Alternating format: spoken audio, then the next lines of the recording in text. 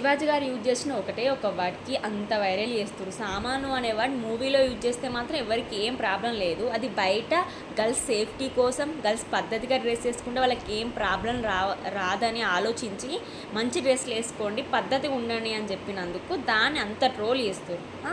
ఇది ఒక్కటే మ్యాటర్ ఉందా మీకు యూట్యూబ్లలో పెట్టడానికి అండ్ ఇన్స్టాగ్రామ్లో తీయడానికి? ఇది ఒక్కటే సోషల్ మీడియాలో కనిపిస్తుందా? చిన్నపిల్లలపై ఎంతమంది రేపులు చేస్తున్నారు, ఎంతమంది ఎత్తుకెళ్తున్నారు, ఎన్ని ఘోరాలు జరుగుతున్నాయి, న్యూస్లన్నీ చూస్తూనే ఉన్నారు కదా. వాటి మీద ఒక్కరు కూడా మాట్లాడరు. ఇదొక టాపిక్ వచ్చిందా దీని మీద రీల్స్ పెడుతున్నారు. ఆయన మాట్లాడిన వాటికి అసలు మీకు అర్థమైందా? ఏ అమ్మాయిని కించపరిచేటట్టు ఆయన మాట్లాడలే. నీకు నచ్చిన డ్రెస్ నువ్వు వేసుకోకమ్మా అని ఆయన చెప్పలే.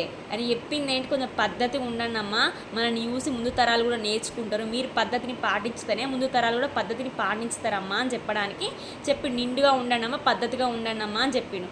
ఆ ఒక్క వాటిని యూజ్ చేసినందుకు సామాన్లు అని మొత్తం దాన్ని వైరల్ చేస్తారు. సాంగ్స్లలో వింటారు కదా సామాన్లు అని, ఇప్పుడు వాటి చేస్తే అది తప్పు మాట వచ్చిందా?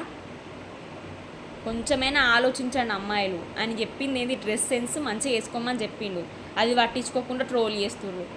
ఇప్పుకొని తిరగమని చెప్పలే ఆయన. ఇంట్లో అమ్మ నాన్న కూడా పద్ధతిగా వేసుకుంటేనే మనకు రెస్పెక్ట్ ఇస్తారు, మంచిగా మాట్లాడతారు. ఇష్టం ఉన్నట్టు ఫ్యాషన్ డ్రెస్లు అని ఇప్పుకున్నట్టు సగం కనబడే డ్రెస్లు వేసుకుంటే పేరెంట్స్ కూడా మనకు రెస్పెక్ట్ ఇవ్వరు. ఎవరైనా పేరెంట్స్ అయినా సగం చినిగిపోయిన డ్రెస్ వేసుకొని ఇంట్లోకి వస్తారు, రానిస్తారా అసలు ఆడపిల్లల్ని? ఏ పేరెంట్స్ అయినా ఒప్పుకుంటారా? ఎవరు ఒప్పుకోరు. ఆయన కూడా అదే చెప్పిండు, మీరు మంచిగా ఉంటే ముందు జనరేషన్ మిమ్మల్ని చూసి నేర్చుకుంటుందామనే వేనే మాట్లాడిండు. దాన్ని ట్రోల్ చేస్తుర్రు. సమాజంలో ఎన్నో నేరాలు ఘోరాలు జరుగుతున్నాయి, ఆడపిల్లపైన అత్యాచారాలు జరుగుతున్నాయి. వాటి గురించి స్పందించండి, వాటి గురించి మాట్లాడండి న్యాయం కావాలని. ఈ టాపిక్ని పట్టుకొని మాత్రం ఇంకా వైరల్ చేయకండి రా బాబు.